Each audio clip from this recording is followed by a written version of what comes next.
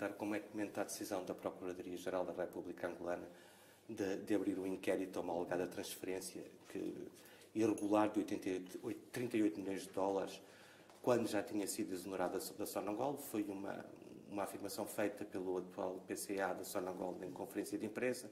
Carlos Saturnino, como é que comenta esta decisão?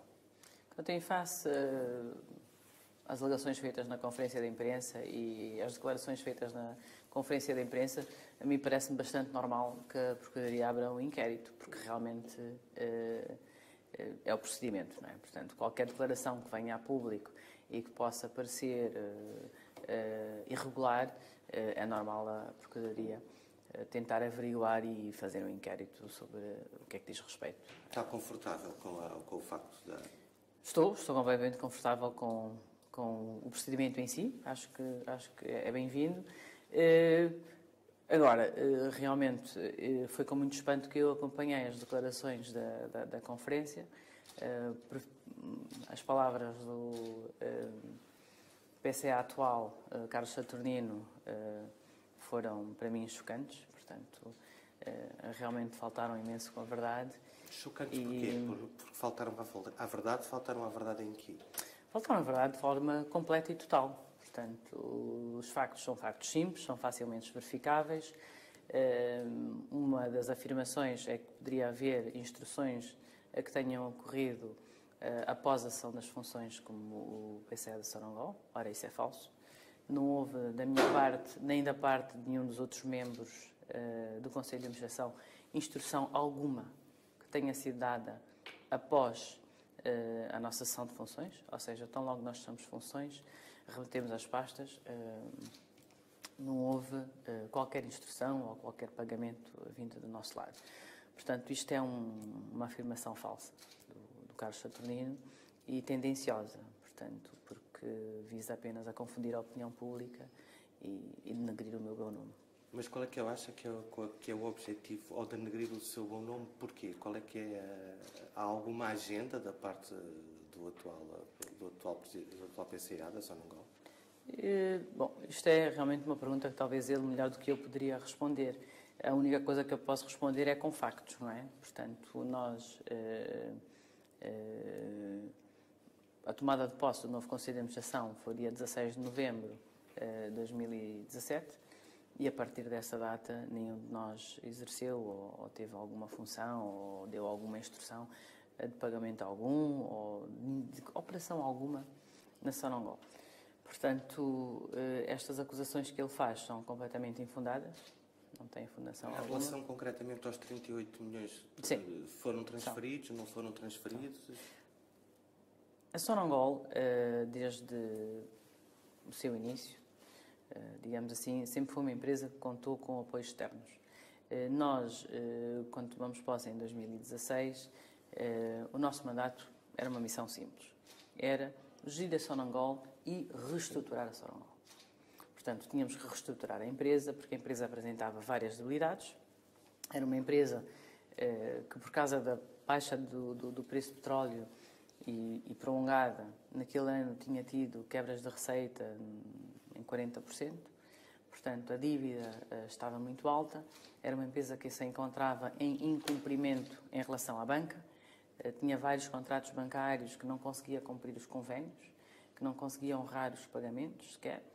E, portanto, a entrada do nosso Conselho de Administração foi a entrada num momento muito, muito particular da empresa. E, sobretudo, é preciso relembrar que foi a iniciativa do Executivo angolano em contratar consultoria externa para ajudar a reestruturação do setor petrolífero. Ou seja, é o Executivo angolano que contrata consultores para ajudar a reestruturar e a repensar o setor petrolífero internacional. Perdão, o setor petrolífero angolano. Nós, quando fomos para a Sonangol, fomos com o mandato de reestruturar e com o apoio destes mesmos consultores. Ou seja, no nosso mandato fazia parte implementar este programa de reestruturação que tinha sido desenhado por consultores. E esta consultoria, efetivamente, que já tinha sido feita ao Governo, foi transferida para a Sonangol. Portanto, a Sonangol implementou o projeto de reestruturação, ou estava a implementar o projeto, com os consultores. A título de exemplo, a Sonangol, em 2013, em 2014, gastou 254 milhões de dólares em consultoria. Em 2015, gastou 115 milhões de dólares com consultoria. Ora, 2014 e 2015 são anos em que o administrador da Sonangol era o administrador Francisco Lemos. Nós, em 2016, quando entramos para a Sonangol, continuamos com os contratos de consultoria, mas este é já um novo contrato, porque é um contrato que vem, como eu disse, indicado pelo Executivo. O custo da consultoria foi 79 milhões. Portanto, para 2006, o custo de consultoria foi 79 milhões de dólares. E para 2017 foi 90 milhões. Ora, bastante mais baixo do que nos anos anteriores. Que os gastos que a sua administração fez com consultoria foram mais baixos daqueles que tinham sido feitos anteriormente? Foram metade. Os gastos que a nossa administração fez com a consultoria foram metade. E estes 38 milhões de dólares são o pagamento aos consultores. Ou seja, os 38 milhões de dólares que refere o Carlos Saturnino é um valor que está incluído no orçamento dos 90 milhões de dólares de pagamento de consultores em 2017. E é referente a pagamento de faturas, de trabalhos executados, portanto, trabalhos efetivos que existiram e entregues. Portanto, faturas em dívida que foram pagas. Porquê é que julga que há tanta suspeita e tanta controvérsia em relação à sua gestão da Sonangol? Têm sido frequentes as notícias que põem em causa a forma como geriu a Sonangol. A que é que julga que se deve esta onda de suspeição? Eu acredito que neste momento em Angola há uma campanha política bastante forte. Muita desta campanha política promovida pelos partidos da oposição, sem dúvida, e por elementos da oposição, que pela batalha política e pelo jogo político querem recuperar e demonstrar de alguma forma que as decisões do Executivo anterior foram erradas. Ou seja, é uma vontade de convencer o mundo que as decisões tomadas pelo Executivo anterior, e neste caso em concreto foi a Comissão Interministerial que criou a reestruturação do setor petrolífero. Essa Comissão Interministerial era composta pelo Ministro dos Petróleos, Ministro das Finanças, Governador do Banco e o Ministro da Casa Civil. Portanto, e esta Comissão Ministerial tinha por dever, ou por papel, segundo um decreto presidencial, a reestruturação do setor petrolífero para tornar o setor petrolífero em Angola mais competitivo. Ora, isto foi uma decisão política importante e, obviamente, é um avaliador do desempenho do Executivo. Ao haver ataques a essa decisão ou ao desempenho que houve da administração, obviamente que isto são ataques que são muito baseados em forças da oposição. Estava à espera de ser exonerada do cargo pelo atual Presidente da República de Angola, João Lourenço? O nosso mandato inicial como administradores era um mandato de 5 anos. E nós, quando chegamos a Sonangol, somos um grupo de administradores que vinha de várias empresas. Tínhamos pessoas que vinham de petrolíferas internacionais. Por exemplo, um dos nossos administradores foi presidente da Chevron, no Brasil. Tínhamos um administrador que vinha da Esso, portanto, empresa americana. Tínhamos um outro administrador que vinha da Total, Elf. Portanto, tudo isto são profissionais, pessoas muito profissionais, muito capazes, que trabalhavam no setor há muitos anos, 10, 15, 20 anos, com carreiras muito bem estabelecidas, pessoas muito acarinhadas nos lugares onde estavam e que largaram estes lugares com um sentido de missão para vir para Sonangol. E porquê vir para Sonangol? Porque a Sonangol, efetivamente, naquele momento estava num momento trágico. Estava praticamente falida. Tinha incumprido em 2015 com a Banca Internacional, portanto, tinha incumprido os seus convénios financeiros, tinha grandes dificuldades em fazer pagamentos, desde salários a investimentos em desenvolvimentos de campos petrolíferos, enfim, em pagar os seus fornecedores, tinha muitas faturas em atraso, Portanto, estava realmente num momento muito difícil. Essa situação trágica, presumo que não tivesse exclusivamente a ver com a queda do preço do petróleo, resultava de outros fatores, ou não? A empresa era uma empresa frágil, não tinha um modelo de gestão robusto, ou seja, o modelo de gestão, o modelo de negócio que tinha sido desenhado não era suficientemente robusto para aguentar uma forte queda de receita. E, efetivamente, porque para além da questão da queda do preço do petróleo, tinha várias unidades em que tinha investido, portanto, tinha feito muitos investimentos estes que não eram rentáveis. Em áreas não core, não é? Em áreas não core, mas também investimentos em áreas core. Também investimentos em blocos petrolíferos que não são rentáveis e que os detém até hoje. Porquê é que aceitou ser presidente da Sonangol? Exatamente como referi há bocado, para nós era o espírito de missão. Eu venho de um setor privado, eu trabalho já há mais de 2 décadas no ramo empresarial, fundei várias empresas, algumas delas bastante bem-sucedidas. Hoje em Angola tenho dezenas de milhares de trabalhadores. Portanto, acredito que no ramo privado sou com certeza um dos maiores empregadores em Angola, sou um dos maiores contribuintes, sou uma das pessoas que mais impostos paga em Angola e que também que mais investe em Angola. E sempre acreditei muito no meu país e na economia. E, portanto, para nós era um sentido de missão, era poder retribuir de alguma forma e poder contribuir de alguma forma a reconstruir o que é uma empresa que é o pilar da economia angolana e a Sonangol a ser uma empresa mais robusta e que funcionasse bem, ora, toda a economia angolana só teria a ganhar com isto. Portanto, nós fomos, e eu em particular fui para Sonangol, muito com este espírito de missão, de reconstruir a empresa. Se fosse hoje, aceitava? Acredito que a Sonangol hoje está num sítio diferente. Quero dizer que, apesar de não termos feito o mandato de 5 anos e apenas 2, nestes 2 anos, ou 1 ano e meio, 18 meses, conseguimos muito. Sobretudo, a empresa está num sítio diferente. Tem uma dívida muito inferior do que tinha. Saiu de uma dívida de quase 15 mil milhões para uma dívida de 4. Ou seja, nestes 2 anos e meio, conseguimos colocar um programa de reestruturação e pagamento de dívida acelerado que permite hoje a empresa já ter capacidade de investir. Também acredito que no tempo que tivemos, cortamos muitos custos ligados a operações desde transporte, por exemplo, dos navios, que transportam tudo o que é necessário para as plataformas poderem trabalhar, que é o que nós chamamos os supply boats, portanto, tudo que é shipping, fizemos custos muito, muito importantes de centenas de milhões de dólares. Fizemos cortes de custos muito significantes na parte logística, corte de custos muito significantes em áreas como os seguros, ou seja, acredito que deixamos uma empresa muito melhor do que encontramos.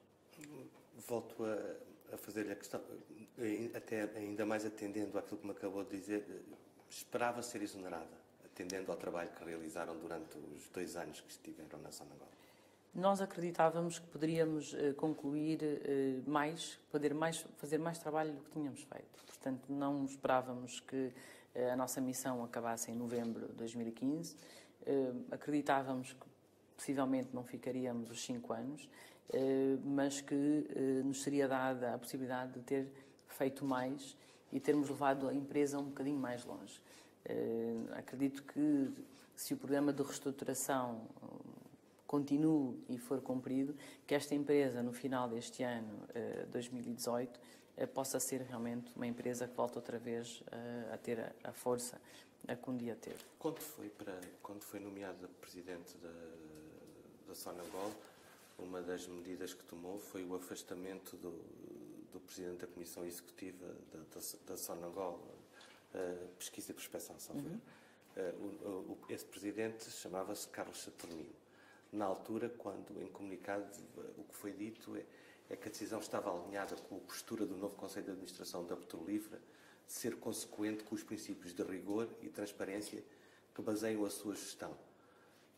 O que eu entendo desta explicação é que, por esta via, se poderia concluir que a gestão que Carlos Saturnino tinha feito desta área de negócio não era transparente. A Sonangol Pesquisa e Produção é a principal empresa do Grupo Sonangol. Ou seja, é a empresa do Grupo Sonangol que detém as participações nos blocos e é também a empresa do Grupo Sonangol que tem a capacidade de operar blocos e de investir em blocos. Ora, ela é sem dúvida a empresa que mais atenção precisa dentro do grupo. Quando nós chegamos em junho de 2016, eu não tomei a decisão de exonerar o Carlos Saturnino. Portanto, nós quando chegamos em 2016 fizemos um diagnóstico. Em junho de 2016 fizemos primeiro um diagnóstico. Depois de realizarmos um diagnóstico, percebemos onde havia debilidades e quais as empresas do grupo eram as empresas mais frágeis e que precisavam de maior intervenção. No caso da pesquisa e produção, o que foi detectado é que era uma empresa que tinha muitas debilidades na parte de gestão.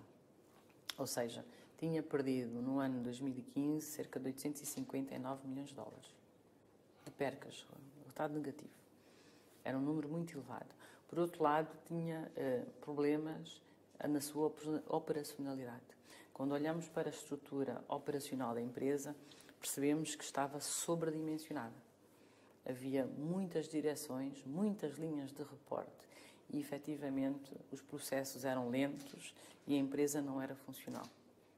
Portanto, nós tomamos a iniciativa de redesenhar e reestruturar a empresa e, nesse sentido, transformar a Sonangol Pesquisa em Produção numa empresa muito mais parecida com uma IOC, ou seja, como uma empresa internacional operadora de petróleos, uma IOC, que era uma filosofia diferente. Para isso, redesenhamos completamente a linha de gestão. Tanto a primeira linha como a linha de gestão foram redesenhadas. Tornamos a empresa com uma gestão mais pequena, mais enxuta, mais ágil. O Conselho de Administração da Sonangol Pesquisa e Produção, tanto para 2015 como para 2016, teve muitas dificuldades em fechar e apresentar um orçamento. Ou seja, trabalhava sem orçamento. Isso era uma situação muito preocupante. Não podíamos continuar nessa situação. Era importante recrutar e, pessoas... portanto, foi essa uma das razões para o afastamento de Carlos Saturnino? Não? Isto foi em dezembro de 2016, ou seja, foi 6 meses depois. Após um diagnóstico, após uma avaliação completa da empresa, não foi uma medida tomada no dia da nossa tomada de posse. Foi depois de uma avaliação bastante profunda, de um trabalho muito grande da reorganização da própria Sonangol Pesquisa em Produção e os novos quadros que entraram para a Comissão Executiva foram quadros angolanos, que vinham também do setor petrolífero, portanto, jovens engenheiros angolanos e jovens gestores angolanos, que vinham de empresas petrolíferas, uma Chevron e a ESSO, e que vieram e passaram a fazer parte da Comissão Executiva da Sonangol Pesquisa e Produção e que em um ano virou os resultados. Portanto, passando a ter resultados positivos. Acha que há alguma relação entre esse afastamento de Carlos Saturnino nessa altura e agora as tomadas de posição dele enquanto Presidente do Conselho de Administração, em relação assim? Pelas afirmações que constatei, parece-me que existir um certo grau de envolvimento pessoal portanto, nas decisões que toma. Ou seja, não posso interpretar as afirmações que vi na conferência de imprensa como sendo profissionais. Para mim, elas não foram nem profissionais nem éticas. Por isso, acredito que deve haver um envolvimento pessoal nas afirmações que ele toma, que são afirmações falsas e várias vezes até insultuosas. Está a pensar tomar algumas medidas em relação a essas afirmações que foram feitas, além de procurar os esclarecimentos da PGR angolana? Portanto, como assistiu à conferência, eu pessoalmente fiquei muito decepcionada, porque estava à espera de encontrar uma conferência onde se fosse falar do futuro da Sonangol e dos resultados que se tinha conseguido atingir e, no fundo, perceber as soluções, mas, em vez disso, lançou-se um ataque, e foi um ataque direto, portanto, ao antigo Conselho de Administração e a minha pessoa em particular. Há uma teoria que é conspirativa que diz que atacam-na a si porque não podem atacar o seu pai. Perguntou-me se eu haveria tomar alguma medida em relação ao que foi preferido na conferência de imprensa de Carlos Saturnino. E a resposta é sim. Eu vou apresentar uma queixa-crime. Estou neste momento a trabalhar com advogados neste sentido e vou apresentar uma queixa-crime em função das afirmações e alegações que foram feitas. Que são difamatórias, sem dúvida. Em relação àquilo que eu estava a perguntar também, dessa teoria da conspiração, que diz que ou a transformarem em alvo, no fundo, que querem atingir é o seu pai? Eu acho que é inevitável que se tentar atacar a performance da antiga administração da Sonangol, portanto, que é inevitável que a tentar atacar efetivamente a decisão do Executivo de ter nomeado estas pessoas para aquele lugar. Acho que as duas coisas não estão de todo dissociadas e, efetivamente, muitos dos ataques que são feitos ao trabalho e aos resultados da antiga administração são, sem dúvida, ataques políticos e são ataques que, como diz, estão fundamentados em outros fatores e não na performance e não nos resultados da empresa, porque os resultados da empresa claramente falam por si. Os custos foram cortados, a empresa passou a gerar lucro, a empresa, a sua melhor gerida, passou a ter um modelo mais robusto. No entanto, também terá havido queixas de petrolíferas internacionais que diziam que a sua administração tinha tornado os processos de gestão demasiado burocratizados e ineficientes. E essa foi, na altura, isso constou de um relatório e terá sido também uma das razões que levou João Lourenço a optar pela sua exoneração.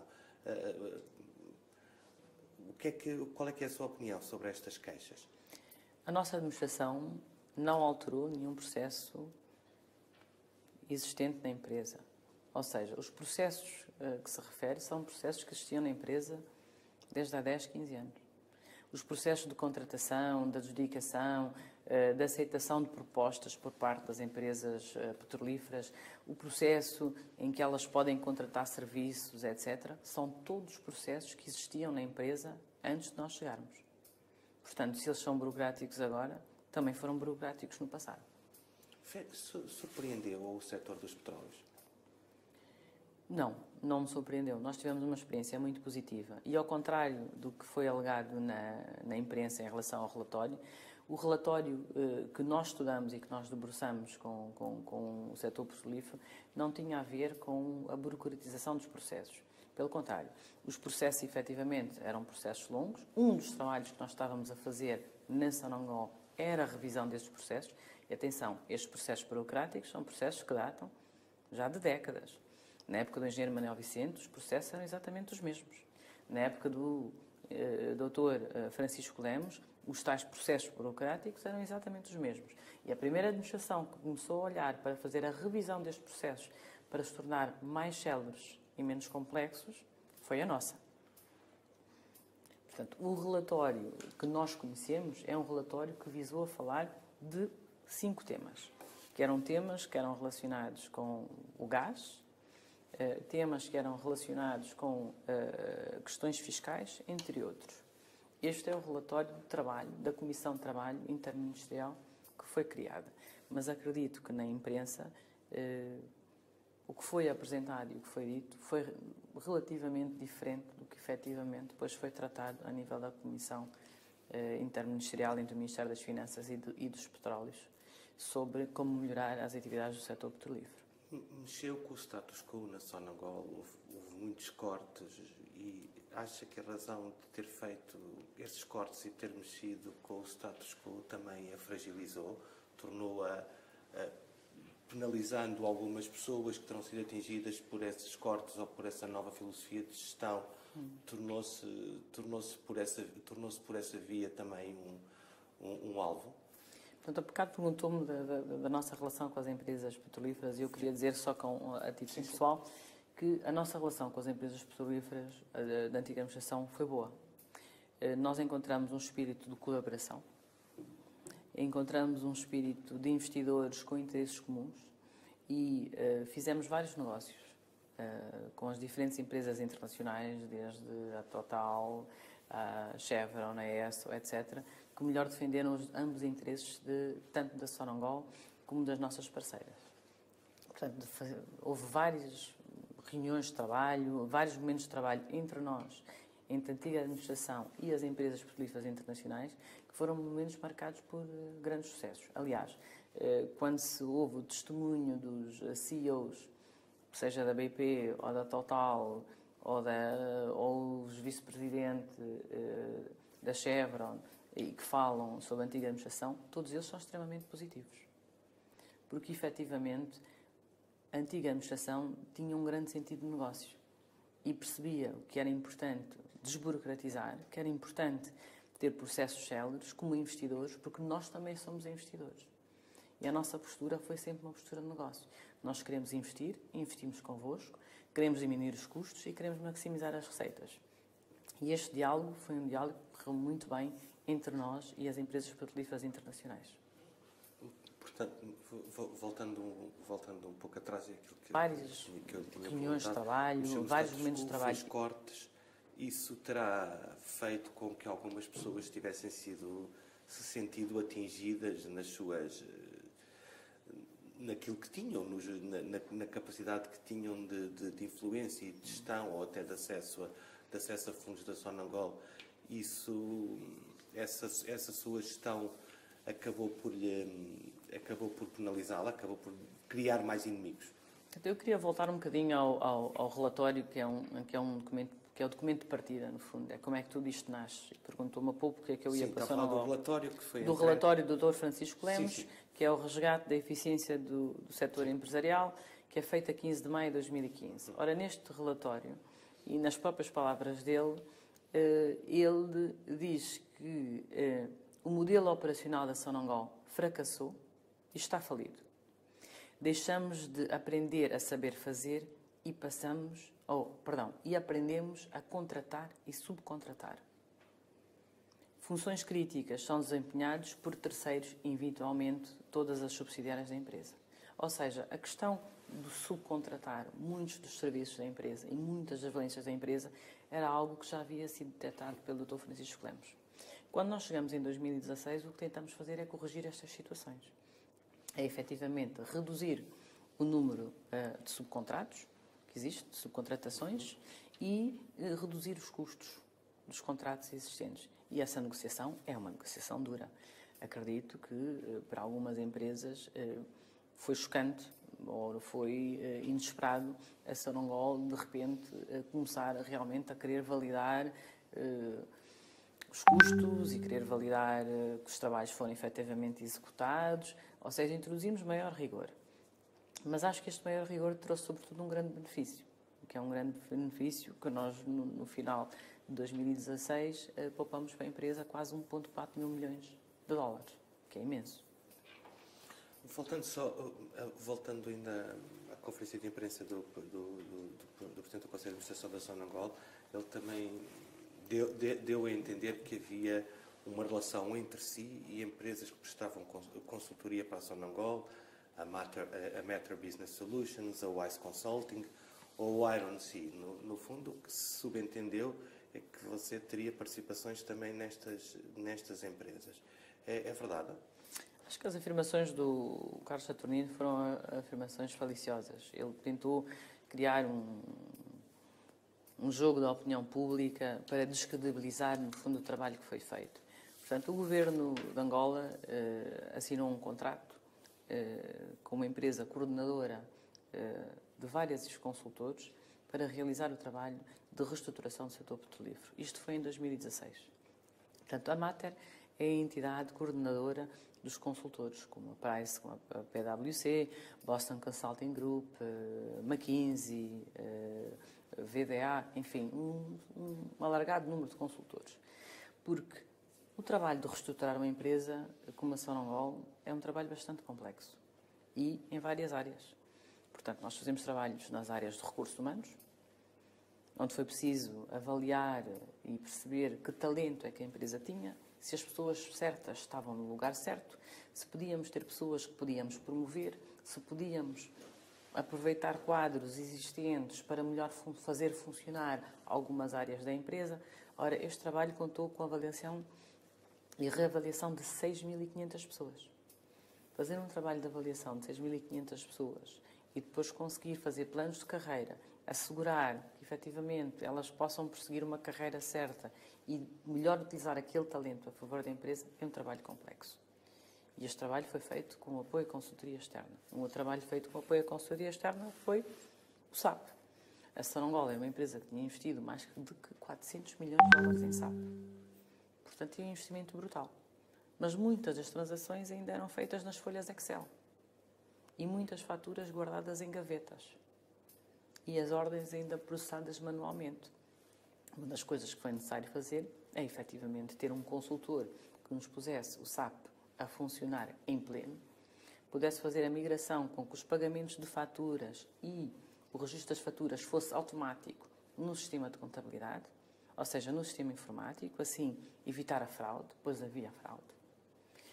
E aí tivemos de ter um consultor, efetivamente, específico para esta área.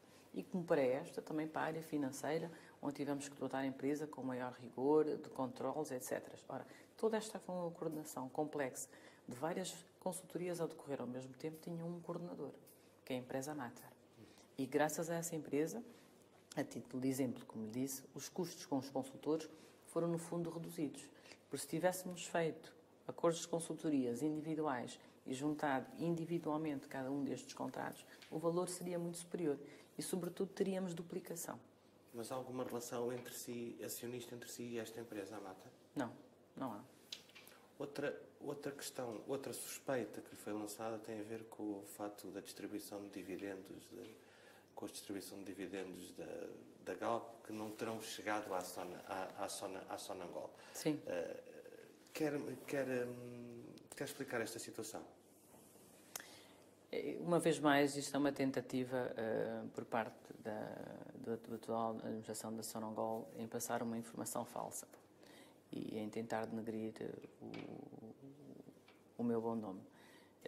Como sabe, eu não faço parte do Conselho de Administração nem da Galp, nem da Esperasa, nem destas empresas envolvidas. E tive que obter esta informação por terceiros, uma vez que vi o meu nome envolvido. A Esperasa está com o seu marido, não é? Está a participação... O meu marido não faz parte do Conselho de Administração da Esperasa.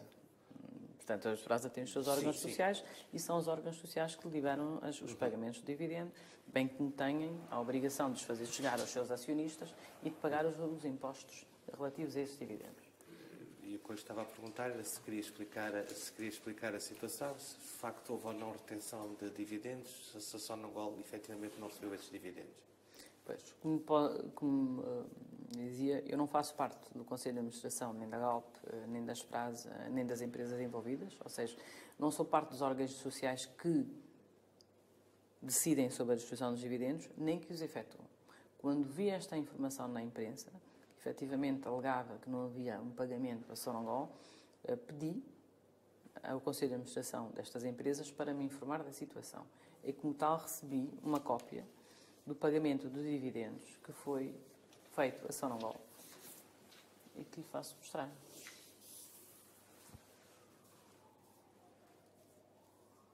Bem como a cópia dos impostos relativos a estes dividendos.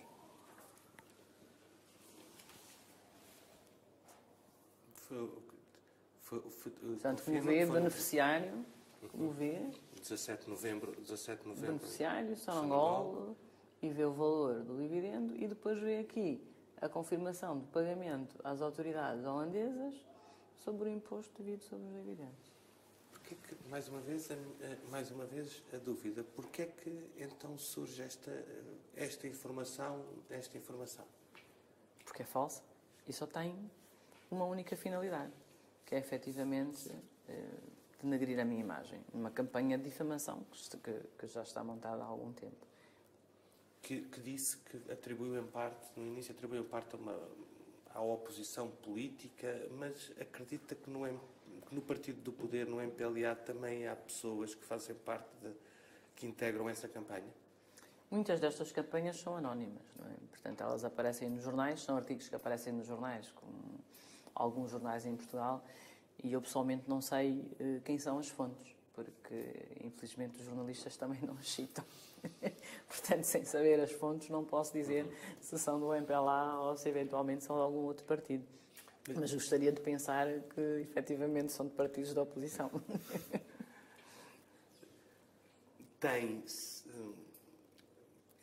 Está na Galp, é acionista de forma indireta na Esperasa, tem uma parte da participação da Esperasa, que por sua vez tem parte da participação que a Amorim Energia tem de forma indireta na Galp, 33,34%, presumo que ainda seja isto.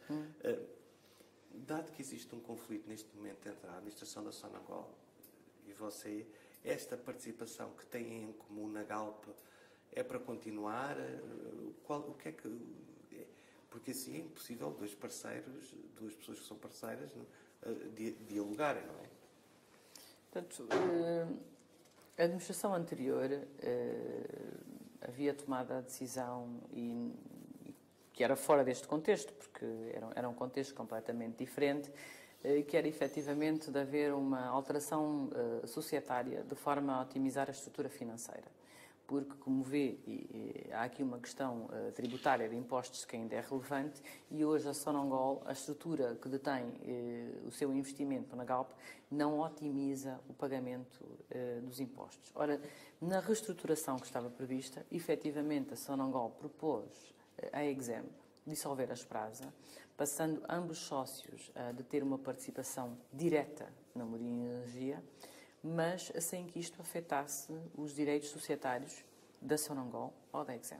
Ou seja, respeitando os direitos societários de cada um dos sócios, havia uma proposta em cima da mesa que era para que ambos sócios passassem a deter uma participação direta na Mourinho Energia. E isto era, no fundo, um dos mecanismos encontrados para minimizar o impacto fiscal que existe atualmente para a Sonangol, a sua participação na Galp. De que forma é que esta situação e o facto do seu nome estar constantemente a vir a público nos últimos tempos por razões ou com notícias menos positivas, de que forma é que isso se está a refletir nos outros seus negócios? Eu acho que isto reflete sem dúvida de uma forma negativa e acho que o propósito da campanha é exatamente esse, é de atingir a minha reputação. E, obviamente, como eu sou empresária, tenho vários investimentos, sobretudo tenho investimentos na banca, a minha reputação é o meu capital. E esta campanha é uma campanha muito direcionada e com um objetivo muito, muito próprio, que é, no fim, também de me afetar, obviamente, a mim pessoalmente e também os meus interesses nos meus negócios. Vai manter os seus investimentos em Angola, atendendo a esta situação? Bom, eu gosto muito de Angola, gosto muito do meu país e, como disse, acredito que estas campanhas são campanhas de algumas pessoas, não são campanhas do país inteiro, não é? Portanto, da mesma maneira que há estas campanhas negativas, também sei que em Angola há muitas pessoas que me apoiam e há muitas pessoas que gostam de mim, gostam do trabalho que eu faço.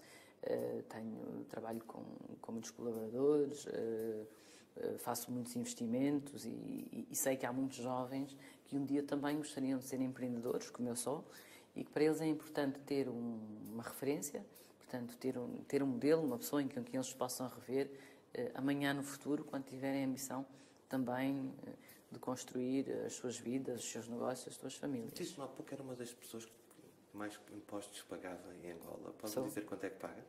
Olha, infelizmente, de cor não sei, mas a verdade é que nós temos investimentos em várias empresas, que estas empresas geram milhares de empregos e que os produtos e os serviços que essas empresas prestam pagam impostos muito, muito relevantes, tanto é que quase todas constam na lista dos grandes contribuintes.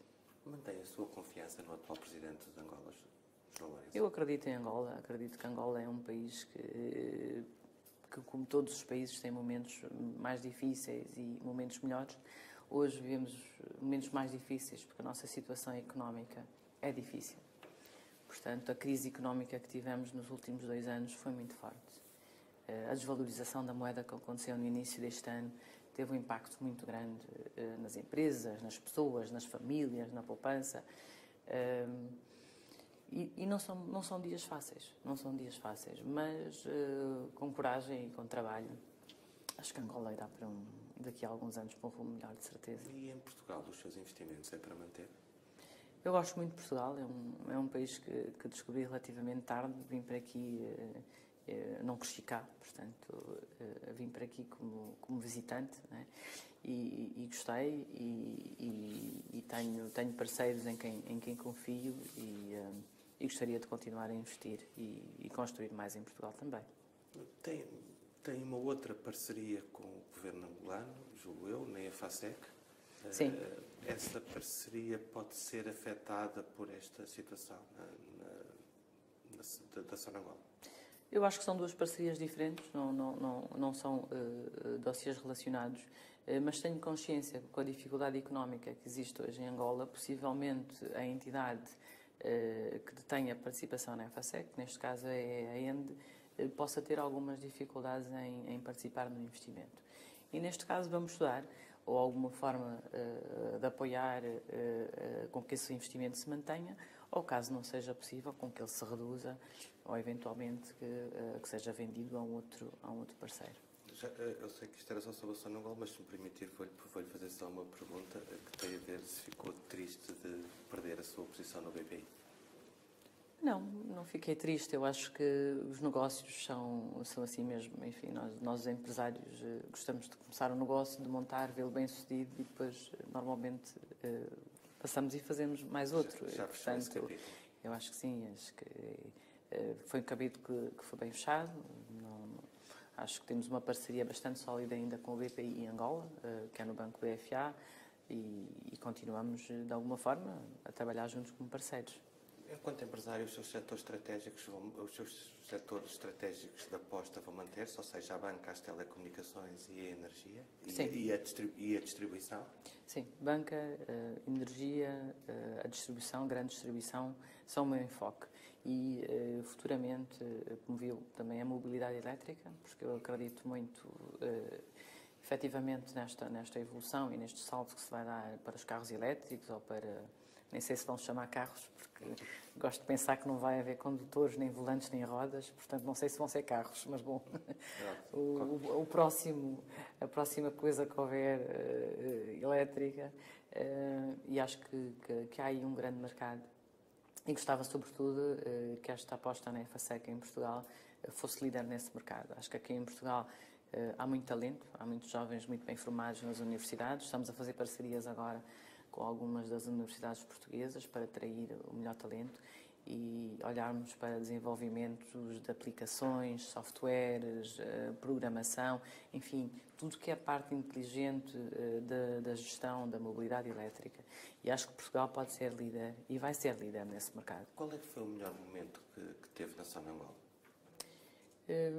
Eu acho que o grande momento para nós foi realmente ter percebido que, depois do diagnóstico, que a empresa tinha solução, que ela não haveria de fechar, que ela poderia ter continuidade, que tínhamos uma solução. Acho que a coisa mais difícil quando se entra para reestruturar numa empresa, e a reestruturação da Sonangol não é a primeira reestruturação que eu faço. Eu já participei em outros processos de reestruturação empresarial e processos grandes. Aliás, a EFASEC também foi um processo de reestruturação empresarial. Quando a aquisição do BPN em Portugal, que depois se transformou em Aerobic, também foi um processo de reestruturação empresarial no setor bancário. Ou seja, eu participei em vários processos de reestruturação empresariais. E os problemas e os temas muitas vezes são os mesmos. Primeiro é as pessoas. É realmente pensar na força de trabalho e como manter aqueles empregos, como assegurar que a empresa continue. E, portanto, quando nós chegamos a Sonangol, o difícil era ver a solução. Mas depois do diagnóstico e termos encontrado uma solução e começado a implementar a solução e ela demonstrar resultados de sucesso, eu acho que esse dia foi um excelente dia. E hoje isto confirma-se com os resultados de 2017, não é? Que são 177 milhões de lucro, não é? Ou mais, 254. Que são imputáveis, neste caso atribuíveis à sua gestão. Bom, nós ficamos até 15 Exatamente. de novembro de 2017, ou seja, Exatamente. faltavam 45 dias para o fim do ano. Portanto, sim, são imputáveis à nossa gestão. Falou do melhor e o pior momento na Sonangol? Acho que o momento mais duro foi possivelmente quando sentíamos que não podíamos fazer mais rápido. Porque quisemos poder mudar mais coisas, poder ter levado a empresa um bocadinho mais longe, a ser um bocadinho mais forte, um bocadinho mais competitiva.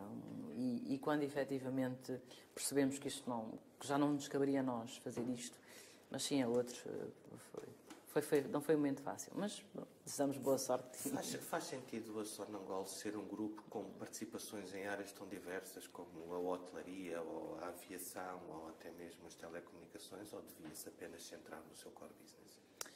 A Sonangol devia se focar no seu core business. É o seu DNA. É o seu DNA, é onde ela é forte e, sobretudo, é aí onde Angola tem os melhores recursos.